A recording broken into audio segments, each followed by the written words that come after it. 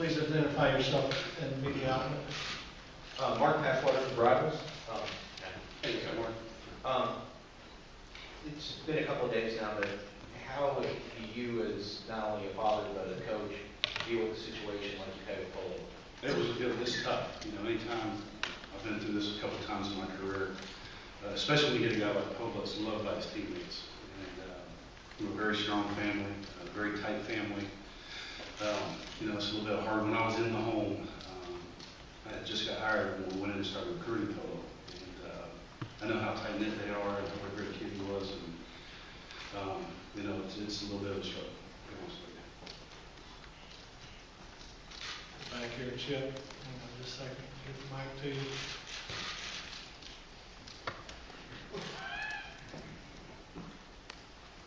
Mark Chip Howard with the Zone.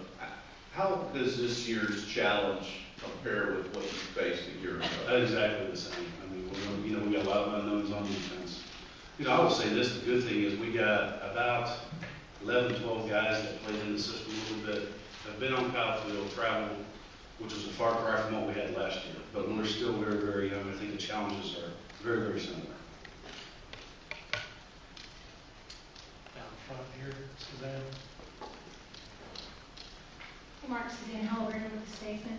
What do you think about the new penalties with the targeting? I knew that was going to come up. You know, I have mixed emotions about it. I was a little bit fine with the way it was last year. I'm a little worried this year with some of the ways that's going to be handled. You know, I think, I know this, if a kid is defenseless, if he's not looking, and you go head to head, there should be a penalty. Something should happen drastically. You know, getting hit in the shoulder pad, we're talking about, you know, where we're going to tackle. We started that a couple of years ago. Now, if your helmet rises and hits a person in the face, that's a penalty. That I just don't know that that's right. In the heat of the emotion of the game, you guys know I'm on the sideline, the refs are on the field, and they're making a decision in an emotional play to eject the kid. I just don't think that's right. I'd be fine if it goes up to the booth, but for an emotional judgment right there on the field, I just think that we need to keep looking at that. And speaking as a defensive coach. To the right, please. Mark Dave Bach, Texas A&M Sports Radio 1150. How important is this particular group of freshmen to your front seven filling out that and possibly even finding a starter? Well, there's no doubt. We went through this last year. I mean, we were sat here last year talking about the exact same thing. You know, we haven't had a chance to actually get these guys what the day is all about. That's why we're so excited to get on the grass today, to see what these young men can do. And we'll know a little bit more Friday and Saturday when we get the pads on, what these guys can contribute. I know they're really good high school football players, you know, but that don't always translate into becoming a good college football player. So that's what's exciting about preseason camp. Makes our job, you know, fun. Not always easy, but fun. You know, every coach in America would like to walk out there with 10 returning starters, you know, but that's not always the case. Other questions for Coach Snyder? We're here to the left, Suzanne. Hey Mark, I forgot to ask Kevin, but how are you injury-wise? Are any players that you called out in offense? Not that I know of. I think we're full scale as far as I know. Anything else for Coach Snyder? Back to the back here. Time for a couple more. Coach, for Luke Simons from KIZG, as far as all the stuff that's been going on this summer, how good will it be for the guys as a whole just to get back onto the football field and maybe have that sense of normalcy back a little bit? Well, I think, you know, thinking back to when I was a player, you always are ready to get rid of the strength coach and the plyometrics and the sprints and all those kind of things and get back to actually playing the game that you love. So I'm sure our guys will be excited. To the middle of there, Chip. Mark, not knowing exactly what's going to happen with the two defensive backs, does that make it more urgent to bring some more depth in here in the next few weeks? Yeah, we've got a plan put together, you know, whether it's the injury, whatever it may be, we have to have a plan. And that's something that we did before we went on vacation. We've got a plan for a rotation. We know some young guys are going to have to play anyway. So that won't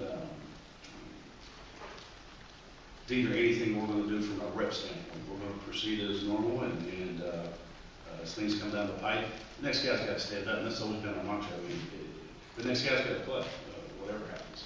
Is there a position that you're most concerned about? Yeah, up front, linebacker, a little bit of depth in the secondary. Besides that, not much.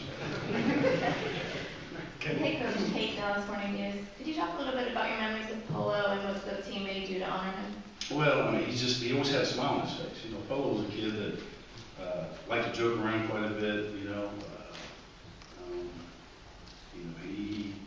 He brought a smile to everybody's face. You know, even though he was young, he wasn't quite like Spencer Neely because he wasn't old enough to bring that kind of energy. But for a young guy, he kind of brightened up the room when he walked in and would speak to you as you walk down the hallway and say things that maybe a freshman you think, well, cool.